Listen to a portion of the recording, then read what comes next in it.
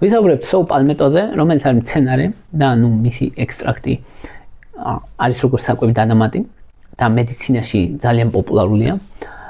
რადგან ორ მნიშვნელოვან პრობლემას ებრძვის ერთდროულად, ეს არის თმისცვენა კაცებში, რომელიც აწუხებს 50 წლის ზევით 50% კაცს, ანუ ყოველ მეორე კაცი მოკლედ მელოტდება და ამას ებრძვის და მეორე საკითხი, რომელსაც აგვარებს არის პროსტატის გადიდება. 50 წლის ზევით ყოველ მეორე კაცს პროსტატა გადიდებული აქვს. და ეს არ არის ხა პროსტატის გადიდება, არ არის უბრალოდ პროსტატის გადიდება, სიმპტომები აქვს. იგივე ღამე შარდვა, სუსტი შარდის ნაკადი, ბოლომდე დაცლის შეგრძნება არ აქვს კაცს, მერე სუსტად შარდავს, მოშარდვა უჭირს და ეს მოქმედებს ძალიან მამაკაცის თვით შეფასებაზეც, ყოველდღიურობაზე და ცხოვრების ხარისხზეც და ამ პრობლემას აგვარებს სოუ პალმეტო, რაც ძალიან მნიშვნელოვანია თან იმის გათვალისწინებით, რომ ეს არის მცენარე, არის უსაფრთხო და ამაზე მოქმედებს. მოქმედებს რატო? იმიტომ რომ ერთი და იგივე მექანიზმი აქვს აი ამ ორ პრობლემას, თმისცვენასაც და პროსტატის გადიდებასაც, რომელსაც ვიტყვით, ასე ვიტყვი პირად გამოცდილებას და ბოლოსკენ ჩავსვა ვიდეოსაც, სოუ პალმეტოს მე ვიღებ მე-9 თვეა და რეალურად აქვს თუ არა შედეგი, თქვენთან შეაფასებ თმისცვენის კუთხით ვამბობ ამ შემთხვევაში, რადგან კაცების ძალიან დიდი პრობლემაა რეალურად თმისცვენა, თითქმის ყველასი შესაბამისად. ხო, ეს რატო? იმიტომ რომ დაკავშირებულია ტესტოსტერონთან, მამაკაცურ ჰორმონთან და ყველა კაცს, ვისაც ეს მამაკაცური ჰორმონი აქვს და არ აქვს დაქვეითებული, როგორც წესი აწუხებს თმისცვენა. ხო, არის ადამიანები, რომელსაც არ აქვს დაქვეითებული, ნორმაში აქვს ტესტოსტერონი და თმისცვენა არ აწუხებთ. ოღონდ ეგეთი კაცი არის იშვიათი. არსებობს, ოღონდ იშვიათია. ეს სოუ პალმეტო ძალიან პოპულარი იყო ამერიკაში, ამერიკის რეგიონში, ამერიკის კონტინენტზე და ძველი ადგილობრივი ამერიკელები იყენებდნენ როგორც საშარდე სისტემის მოსაწესრიგებლად, როგორც პოტენციის ასამაღლებელ საშუალებად და მენჯის ღრუს დაავადებების სამკურნალოდ. რაღაცები მართალი აღმოჩნდა, რაღაცები არ აღმოჩნდა მართალი. მე-19 საუკუნის ბოლოდან უკვე სამეცნიერო ლიტერატურაში გააჩნდა ინფორმაცია სოუ პალმეტოზე, მას შემდეგ რაც გავიგეთ, რომ რა ხდება, რატო ვითარდება კაცებში ეს პრობლემები და სოუ პალმეტომ დაიკავა თავისი ადგილი მედიცინაში. დღემდე ერთ-ერთი ძალიან პოპულარულია და ძალიან უსაფრთხოა, რაც მთავარია. კაცებს რა აწუხებთ ხოლმე? კაცებს აწუხებთ სუსტი შარდვის შეგრძნება, როცა პროსტატა დიდდება, პროსტატა შემოხვეულია მოკლედ გარს ერტყმის პროსტატაში გაიბლის შარდსადენი და როცა პროსტატა იზრდება, წნევა იზრდება და აკომპრესირებს, კომპრესიას ახდენს, აწვევა მოკლედ შარდსადენს და კაცებს უჭირთ მოშარდვა, დიდი ხნის განმავლობაში უნდა დრო ჭირდებათ, რომ დაიწყონ შარდვა. და დაგვიანებული მოშარდვა, შეგრძნება რომ აი არასრულად მოშარდეს და კიდეა დარჩენილი. ღამე დგებიან მოშარდვისთვის ურგენტული შეგრძნება, რომ აი ხა მინდა ძალიან რომ მოშარდო, აი ესეთი შეგრძნება აქვს ხოლმე კაცებს. ეხლა რაშია საქმე? არის ესეთი ჰორმონი ტესტოსტერონი, გაგიგიათ ალბათ, რომელიც არის მამაკაცური ჰორმონი და ტესტოსტერონი პერიფერიაზე ნიშნავს რომ არა სისხლში, არამედ ქსოვილებში გარდაიქმნება დიჰიდროტესტოსტერონად. დიჰიდროტესტოსტერონი არის 5-ჯერ უფრო ძლიერი ვიდრე ტესტოსტერონი და უფრო ეფექტური. ან ძალიან ძლიერი ტესტოსტერონია. და ამ ტესტოსტერონს, დიჰიდროტესტოსტერონს აქვს უნარი, რომ გამოიწვევს პროსტატის უჯრედების ზრდა. და ეს ზრდა იზრდება მერე პროსტატა. ახლა მეორეს მხრივ დიჰიდროტესტოსტერონი მოქმედებს თმებზე, თმის ფოლიკულებზე და თმის ფოლიკულებს ნელ-ნელა აზიანებს. იწვევს თმის ფოლიკულების გარშემო ანთებას, იწვევს თმის ფოლიკულების მინიატურიზაციას, პატარავდება, ბოლოს კვდება და ამიტომ რომ ჯერ შეუთხელდება კაცს თმები და მერე ცვივა და მერე მელოტდება. და ეხლა რაშია საქმე, რომ ადამიანი იტყვის, რომ მაშინ რატო არის, რომ კაცებს რა აქ ტესტოსტერონის გამო თუ არა ტესტოსტერონი ხო შუბლზეც აქვს და თავის გვირგვინზეც აქვს და კეფაზეც და ყველგან, მაგრამ კაცებს თუ დაკვირვები ხარ, ეს გვერდებზე და კეფაზე ნაკლებად ცუდად თმები. მადლობა რომ დაინტერესდი. ამ ვიდეოს ვქნი უკვე 8 წელზე მეტია კვლევებზე დაფუძნებული მაღალი ხარისხის სამედიცინო ინფორმაციით. არხზე დღეს 1700-ზე მეტი ვიდეოა. თუ აქ მიღებული ცოდნა გეხმარება და გაქვს საშუალება, მხარი დაუჭირე არხს დონაციით. შენი მხარდაჭერით მეტ ადამიანს დაეხმარები იცხოვროს უკეთესი ჯანმრთელობით. მაგრამ აქ წინ ვშივათ. რატო? იმიტომ რომ ტესტოსტერონის მიმართ ეს რეგიონი გვერდები და უკან მხარე არის მგრძნობი არის.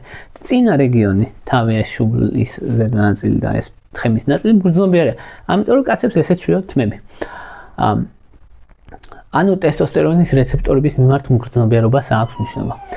ტესტოსტერონის რეცეპტორები არის პენისზეც, ტესტოსტერონის რეცეპტორები არის თავის ტვინშიც და განაპირობებს სექსუალურ ლიბიდოს, ერექციას და აქ არის პრობლემაც და კითხვაც, რომ მაშინ ვიკითხავთ, რომ ხო, კაი, დავბლოკეთ თქვათ ტესტოსტერონი, რასაც სოუპალმეტო აკეთებს, შევამცირეთ ტესტოსტერონის რაოდენობა. მაშინ რა მოხდება თავის ტვინშიც დაიბლოკება ტესტოსტერონის რეცეპტორები და პენისშიც და კაცს ექნება ერექციის პრობლემები? ამ კითხვაზე პასუხი ის არის, რომ არა, სოუპალმეტო ზუსტად მაგით გამოირჩევა, რომ მისი მოქმედება არის ნაზი. მას აქვს 20%-იანი დაახლოებით 20% დამცირებს ტესტოსტერონის, დიჰიდროტესტოსტერონის რაოდენობას. ქსოვილებში, ძირითადად პროსტატაში, გლუკუნთებში, მაგრამ ძალიან ნაკლებად ეხება პენისს, ძალიან ნაკლებად ეხება თავის ტვინს. შესაბამისად, მისი ეფექტი ძალიან სუსტია იმაზე, რომ არ არის საკმარისი იმისთვის, რომ ან იმპოტენცია გამოიწვიოს, ან ლიბიდოს დაქვეითება გამოიწვიოს. ასეთ პრობლემებს როგორც წესი არ იწვევს. რას აკეთებს ახლა სოუპალმეტო? აკეთებს ტესტოსტერონი გარდაიქმნება დიჰიდროტესტოსტერონად, როგორც გითხარით და აი ამ პროცესში მონაწილეობს 5-ალფა რედუქტაზა. და 5-ალფა რედუქტაზას ბლოკავს ეგ არის. და შედეგად ის ხდება, რომ დიჰიდროტესტოსტერონი ვეღარ მოქმედებს და ვერც თმის ჩვენას ვეღარ იწვევს და ვერც პროსტატის გადიდებას ვეღარ იწვევს. ეგ არის რაც ხდება. ტესტოსტერონიზე არ მოქმედებს, ტესტოსტერონი რაც ქონდა კაცს იგივე ექნება სისხლში, ანუ იმას ვერ ვიტყვი, რომ სოუპალმეტო დალია და ტესტოსტერონი შეუმცირე და ეგ არ ხდება, უბრალოდ მცირედით აქვს ეგ ეფექტი, რომ დიჰიდროტესტოსტერონი შეამციროს. არ მოქმედებს თავის ტვინზე, არ მოქმედებს კუნთებზე, არ მოქმედებს ძვლებზე, ტესტოსტერონი საჭიროა კუნთებისთვის, ძვლების სიმყარისთვის, თავის ტვინში ლიბიდოსთვის, დოფამინისთვის, მოტივაციისთვის, ამებზე არ მოქმედებს. შედეგად აქვს ნაზი მოქმედება და სუსტი, არა ძლიერი, მაგრამ საკმარისი იმისთვის, რომ კაცს შეუმცირდეს პროსტატის სიმპტომები. ასევე ანთების საწინააღმდეგო ეფექტი აქვს სოუპალმეტოს და ამი ორნაირად მოქმედებს, რომ ერთი რომ დიჰიდროტესტოსტერონს ბლოკავს და მეორე ანთების საწინააღმდეგო ეფექტი აქვს და ეს ანთება მნიშვნელოვანი იმის, რომ პროსტატის შეშუპება შემცირდეს, მენჯისხლში დისკომფორტი შემცირდეს, შარდის ბუშტის გაღიზიანება შემცირდეს და ეს ანთების საწინააღმდეგო ეფექტი ეხმარება თმებსაც, თმების ცვენის შემცირებასაც. ყველაზე ეფექტური არის სოუპალმეტო, როცა საწყისი ეტაპია პროსტატის გადიდების, პროსტატის ჰიპერპლაზიის, კეთილთვისებიანი გადიდების და სიმსივნეზე არა საუბარი, ადამიანს სიმსივნე აქვს პროსტატის, ეგ ჯერ ერთი იშვიათია. მეორეც ერთი კიდე მაგდროს სოუპალმეტო არაა საჭირო, სხვა მკურნალობაა საჭირო, გაჩნია რომელი სიმსივნის ფორმა და რამდენად აგრესიულია იმის იქიდან გამომდინარე. ჩვენ ახლა რო საუბრობთ პროსტატის გადიდებაზე, ჩვენ საუბრობთ არა სიმსივნეზე, უпростоრად ეს კეთილთვისებიანი სიმსივნე, კეთილთვისებიან გადიდებაზე საუბრობთ და არა ავთვისებიან სიმსივნეზე, რომელმაც შეიძლება მეტასტაზები გამოიწვიოს და ადამიანი მოკლას, ამაზე არ საუბრობთ. ჩვენ საუბრობთ კეთილთვისებიან სიმსივნეზე, რომელსაც ამცირებს და აპატარავებს და სიმპტომებს ხსნის. თუ ადამიანს აქვს რთულად მდგომარეობა, შარდის შეკავება აქვს მნიშვნელოვანი, მწვავე პრობლემები აქვს საშარდე სისტემის, ამ პროსტატა ძალიან გადიდებულია, მაგას ვერ შველის რა თქმა უნდა სოუპალმეტო. სოუპალმეტოს შეუძლია დაახლოებით 20-30%-ით დაბლოკოს დიჰიდროტესტოსტერონი. აი რო შევადაროთ, აი რამდენად ძლიერია, მასთან ყველაზე ახლოს მდგარი პრეპარატი რაც არის, ეს არის ფინასტერიდი. ფინასტერიდისაც იგივე მოქმედების მექანიზმი აქვს, 5-ალფა რედუქტაზის ინჰიბიტორია. ოღონდ ის დიჰიდროტესტოსტერონს ამცირებს დაახლოებით 70%-ით. აი ესა კრიტიკული განსხვავება სინამდვილეში, რომ სოუპალმეტო ასე მნიშვნელოვნად არ ამცირებს დიჰიდროტესტოსტერონის რაოდენობას, მცირედით ამცირებს და ეს იძლევა მეტ უსაფრთხოებას, თუმცა ნაკლებ ეფექტურობას ასევე. ანუ ფინასტერიდი უფრო ეფექტურია ვიდრე სოუპალმეტო, მაგრამ სოუპალმეტო უფრო უსაფრთხოა ვიდრე ფინასტერიდი. რატო? იმიტომ რომ მაგალითად სოუპალმეტოს სქესობრივი პრობლემები სოუპალმეტოს ვინც იღებს, ვითარდება დაახლოებით 1% შემთხვევაში. ეს 1% იგივე არის პლაცებო, ანუ გინდა სოუპალმეტო მიაღებინო, გინდა პლაცებო მიაღებინე, 1% მაინც განვითარდება, დაახლოებით 1%, ნუ 1-დან 2-მდე. ერექციის პრობლემები, ლიბიდოს პრობლემები და ასე განვითარდება. ანუ სოუპალმეტოს ეფექტი, გვერდითი ეფექტი არ განსხვავდება პლაცებოსგან. ანუ პლაცებო რასაც ბრჭყალებში აზიანებს, იმას ბრჭყალებში აზიანებს სოუპალმეტოს. მაგრამ ფინასტერიდი, რომელიც ბევრად ძლიერია ვიდრე სოუპალმეტო, 10% შემთხვევაში იწვევს თითქმის სქესობრივ პრობლემებს, ანუ ან ლიბიდოს პრობლემა აქვს, ან ერექციის პრობლემა აქვს, ან ორივე ერთად. მეტიც, მას შემდეგ რაც შეწყვეტს ფინასტერიდის მიღებას, კაცების ნაწილს უვითარდება მუდმივი ერექციის პრობლემა. ამიტომ არის, რომ ამიტომ ვამბობ ამას იმის საილუსტრაციოდ, რამდენად დიდი მნიშვნელობა აქვს უსაფრთხოებას. სოუპალმეტოს შემთხვევაში, რომელსაც პრაქტიკულად არ ახასიათებს ეგეთი სქესობრივი პრობლემები და კაცისთვის იცით ალბათ რამდენ მნიშვნელოვანია რაღაცა არ დაემართოს იმპოტენცია და ესეთი პრობლემები ნებისმიერი კაცისთვის და ამას სოუპალმეტო აკეთებს ისე, რომ კაცს ამ ხრივ პრობლემები არ ქონდეს და ფინასტერის, რომელიც მსგავსი პრეპარატია, ოღონდ უფრო ძლიერია და მცენარეული არ არის, ქიმიურია, ეს პრობლემები ახასიათებს. ახლა არ იკითხები, რომ როდიდან იწყებს მოქმედებას სოუპალმეტო, როდის აქვს ეფექტი, თუ შევწყვეტ რა მოხდება. მოქმედებას იწყებს დაახლოებით მე-4-მე-6 კვირიდან, ანუ სიმპტომები უმჯობესდება. მას შემდეგ რაც რეგულარულად იღებ 4-6 კვირის განმავლობაში, რადგან იმისთვის რომ მოქმედება დაიწყოს, იმის რომ გენების სიგნალი შეიცვალოს, ქსოვილის ქცევა შეიცვალოს, ამას სჭირდება დრო. მაქსიმუმი ბენეფიტი არის 12 კვირის თავზე, ანუ 3 თვის თავზე, პროსტატაზე, საუბარი პროსტატის მხრივ და ეფექტი გრძელდება. თუ იღებ სოუპალმეტოს ხანგრძლივი დროის განმავლობაში, ეფექტი გრძელდება. თუ შეწყვეტ, დაახლოებით 2 თვის ფარგლებში ისევ დაუბრუნდება იმას, რაც იყო. რადგან ეს მუდმივად არ ცვლის, უბრალოდ დროებით ბლოკავს დიჰიდროტესტოსტერონს და თუ შეწყვეტა მიიღება, მე რა თქმა უნდა, შედეგიც შეიცვლება, რა თქმა უნდა. ამიტომ ხანგრძლივი შედეგი არა, აქ იმის იმედი არ ქონდეს ადამიანს, რომ ერთხელ მივიღებ სოუპალმეტოს 12 კვირა და მერე ყველაფერი კარგად იქნება, ესე არ არის მუდმივად. დღეში ერთხელ ან ორჯერ მიიღება, ნუ ორჯერ თუ პროსტატისთვის იღებ ორჯერ, თუ თმის ცვენისთვის იღებ ერთხელ საკმარისია, საკვებთან ერთად. საკვებთან ერთად მიიღება მნიშვნელოვანია, იმიტომ რომ 40% დაუმჯობესებს შეწყობას, განსაკუთრებით ცხიმოვან საკვებთან ერთად, დღის ნებისმიერ მონაკვეთში, ნუ იდეაში სასურველია ან დილასაღამოს თუ ორჯერ იღებ, თუ არა და დილით საკვებთან ერთად, ნუ ცხიმიანი თუ არის განსაკუთრებით მაშინ. ვინ იყენებს სოუპალმეტოს? იყენებს ადამიანები, ვისაც აქვს ანდროგენული ალოპეცია, ერთი აქვს მენჯის ხრუში დისკომფორტის შეგრძნება და საშარდე პრობლემები პროსტატის გადიდების გამო. ხო, და იმ ადამიანებს განსაკუთრებით, ვისაც არ უნდა რომ მიიღოს ძლიერი წამლები. ეგ არის ძალიან მნიშვნელოვანი, რომ ანუ იმდენად სუსტი მოქმედება აქვს ამას, რომ არაფერს არ ავნებს, ეგ არის. ხო.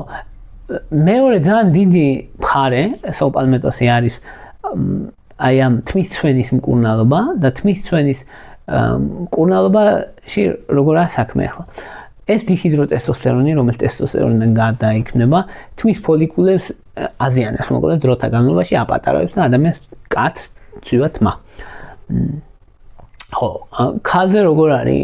ქალს ჯერ ერთი რომ უფრო ნაკლები დიჰიდროტესტოსტერონი აქვს და მეორეც ეს ერთი კიდე რომ რეზისტენტულია უფრო მეტად მისი თმის ფოლიკულები ანდროგენის რეცეპტორის მიმართ. ამიტომ არის რომ ქალებს ესე არ იმართებათ თმისცვენა, როგორც კაცებს, რომ ესე მელოდინებოდნენ, ესე არ მელოდინებიან ქალები.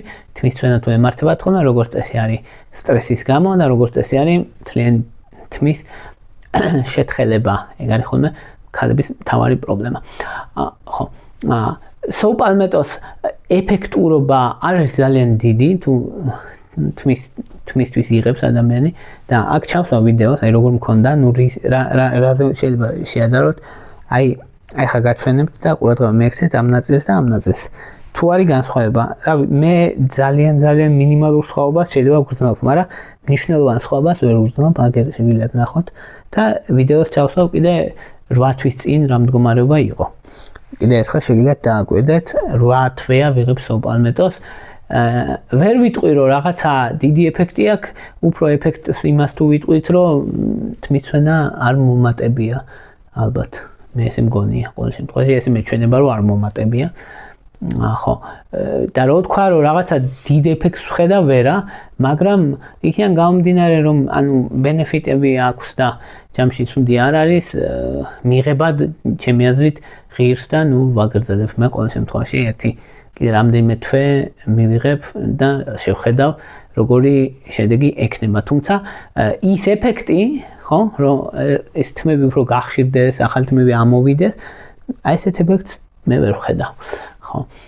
ესეთი ეფექტი არც იყო მოსალოდნელი, ანუ აი ეს არის მედიცინის ძალა, რომ მედიცინა გვეუბნება რას, რომ ეს თმისცვენის პროცესს შეანელებს, მაგრამ ახალ თმებს ნაკლებად შეიძლება ცოტა გაახშიროს, თუ დიფუზური თმისცვენა აქვს, ან მთლიანად თმის შეთხელება თუ აქვს ადამიანს, მაგრამ ის რომ ახალ თმები ამოიყვანოს და მკვდარი ფოლიკულები გააცოცხლოს, ამას ვერ აკეთებს და აი აქ შემოდის ხოლმე კომბინაციის საჭიროება, ამიტომ არის რომ ხშირად როცა თმებისთვის უნდა სოუპალმეტო გამოიყენონ, იყენებენ კომბინაციაში მინოქსიდილთან ერთად. მინოქსიდილი არის ძირითადად ან ლოსიონი, ან კაფი, ან შამპუნი, რომელიც უნდა დაიტანო თმებზე, თმის ფოლიკულებზე და რომელიც სისხლის მიმოქცევას აუმჯობესებს ფოლიკულებში, თმის ზრდის ფაზას ზრდის და რეაქტივაციას აკეთებს დაპატარავებული თმის ფოლიკულების, რომლებიც ჯერ კიდევ ცოცხალია და თუ კი კომბინაციაში იყენებს კაცი სოუპალმეტოს პლუს მინოქსიდილი, მაშინ ეფექტურობა ადის 65%-მდე. ანუ 65% ადამიანებში აქვს ეფექტი.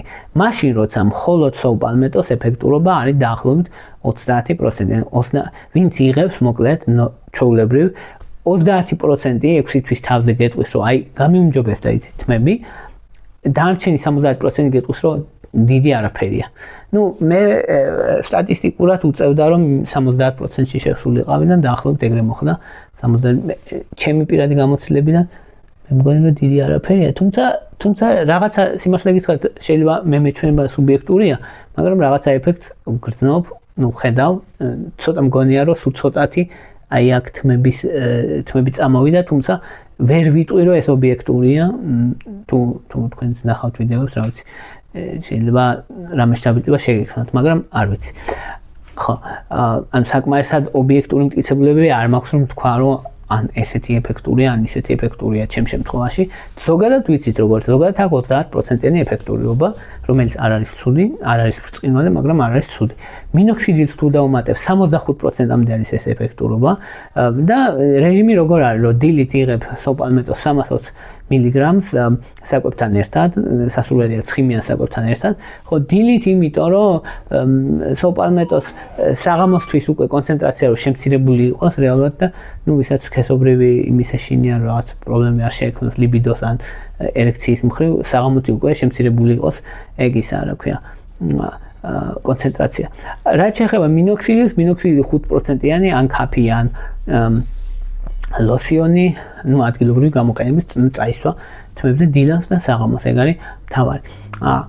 და არის კიდე ერთი კომბინაცია, სოუპალმეტოს და გოგრის თესლის Z-თან ერთად. გოგრის თესლის Z-ი არის კაფსულებია და ეგ რა შვება ახლა მცირედით 5 ალფა რედუქტაზას ინჰიბირებას ახდენს ასევე ანუ რაღაცით გავს სოუპალმეტოს მოქმედების მექანიზმს, მაგრამ დამატებული ის აქვს რომ ანთებას ამცირებს სკალპზე და ოქსიდაციური სტრესისგან იცავს თმის ფოლიკულებს და შედეგად ვიღებთ იმას რომ ჯამში სოუპალმეტოს ეფექტს დაახლოებით 15%-ით ზრდის. ანუ მხოლოდ სოუპალმეტო თუ არის ეფექტური 30% შემთხვევაში, სოუპალმეტოს თუ დავუმატებთ გოგრის თესლის Z-ს, მაშინ დაახლოებით 45%-იანი ეფექტურობა გვაქვს და თუ მინოქსიდილსაც დავუმატებთ 75%-იანი ეფექტურობა, ანუ 70-75% დაახლოებით არის ეფექტურობა, რაც ცუდი არ არის ნამდვილად და საკმაოდ მაღალია. გოგრის თესლის მიღების რეჟიმი არის 400 მილიგრამი დღის განმავლობაში საკვებთან ერთად და შესაძლებელია ერთად მიღება, ერთ მიღებაზე და ერთ ჭამაზე შეიძლება რომ მიიღო გოგრის თესლის Z-ით 400 მილიგრამი და 320 მილიგრამი სოუპალმეტო და დღეში ორჯერ კიდე წაისვა დილასაღამოს მინოქსიდილი. ეგ არის დაახლოებით 70-75%-იანი ეფექტურობა და ეგ არის ყველაზე მაღალ პროცენტიანი ეფექტურობა, რაც არსებობს სერიოზული წამლების გარეშე, რაც შეიძლება რომ შენ თმებს გაუკეთო, რომელიც ემართებათ ადამიანებს ასაკთან ერთად. ხო სხვა მხრივ როგორც წესი პრობლემა არ არის, უსაფრთხოება სოუპალმეტოს აქვს დიდი, მინოქსიდილსაც და გოგრის თესლის Z-საც, მათი წლების განმავლობაში მიიღება შეიძლება და ადამიანს არ დაემართება არაფერი. ყოველ შემთხვევაში კვლევებით დადასტურებულია რომ არის უსაფრთხო, რამე სიმსივნების რისკს არ ზრდის, ღვიძლისთვის დატვირთვა არ არის, თირკმლებისთვის უსაფრთხოა, რაიმე სხვა გვერდითი ეფექტები არ არის დაფიქსირებული მნიშვნელოვანი, ნუ თუ ვიღაცას შეიძლება კუჭი გაუღიზიანოს ცოტათი, ვისაც მგრძნობიარე საჭმლის მომნელებელი სისტემა, მაგრამ ეგ ახლა ნებისმიერ ამას ახალ საჭმელი შეჭამო ისე რომ იმან გაგიღიზიანოს და ანუ ამაზე არაა საუბარი, ამიტომ საკვებთან ერთად თუ მიიღებ კიდე ეგ გვერდითი ეფექტების რისკიც უფრო და უფრო მცირდება. ჯამში მოკლედ მე მაინც პოზიტიურად ვუყურებ სოუპალმეტოს, საკმაოდ კარგი ეფექტურობა აქვს. საკმაოდ კარგი ეფექტურობა აქვს იმის გათვალისწინებით, რომ არაფერს არ აფუჭებს. თორე ანუ რამე ზიანი რომ მოქონდეს, მაშინ ვიტყოდი რომ ხო ეს 30%-იანი ეფექტურობა არ ღირს იმ ზიანად, მაგრამ ის რომ არაფერი ზიანი არ მოაქვს, ეს იმდან დიდი რამეა, რომ ამის გამო მე პატივს ვცემ. აი ეს იყო რისი თქმაც მინდოდა. მადლობა რომ მისმენდით, მადლობა რომ გაინტერესებთ. თუ მოგწონთ ჩემი ვიდეოები, დალაიქეთ, თუ მოგწონთ ჩემი არხი, გამოწერეთ. მადლობა ინტერესისთვის.